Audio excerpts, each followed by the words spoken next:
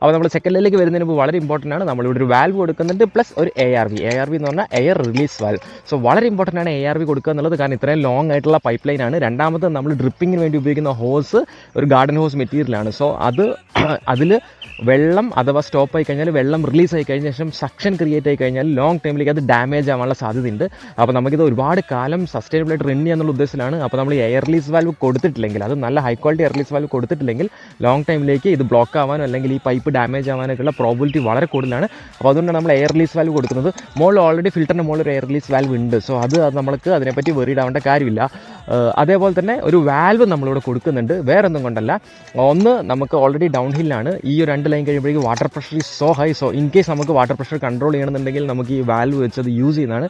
Second thing, in case ഇത് വണ്ടി പോകുന്ന വഴിയാണ്, താഴത്ത് എന്തെങ്കിലും കാരണവശാൽ പൈപ്പ് എന്തെങ്കിലും പൊട്ടുകയോ ഡാമേജ് ആവുകയോ ചെയ്ത് കഴിഞ്ഞാൽ ഈ valve will help us to stop the water immediately. So അത് കാരണം വാട്ടർ വേസ്റ്റേജ് അല്ലെങ്കിൽ ഒരു ആക്സിഡൻറ്റ് അവോയ്ഡ് ചെയ്യാൻ പറ്റും, അല്ലെങ്കിൽ നമുക്ക് ഫാം ഫ്ലഡ് ആക്കാതിരിക്കാൻ പറ്റും. സോ അത് 2 കാരണം കൂടിയാണ് നല്ല ഹൈ ക്വാളിറ്റി ഒരു ബോൾ ജോയിൻറ്റ് വാൽവും ഒരു എയർ റിലീസ് വാൽവും നമ്മളിവിടെ കൊടുക്കുന്നത്. സോ നിങ്ങൾക്ക് വർക്ക് കാണാം, ഏകദേശം നമ്മൾ പകുതി പ്ലംബിംഗ് വർക്ക് കഴിഞ്ഞിട്ടുണ്ട്. So let's finish this.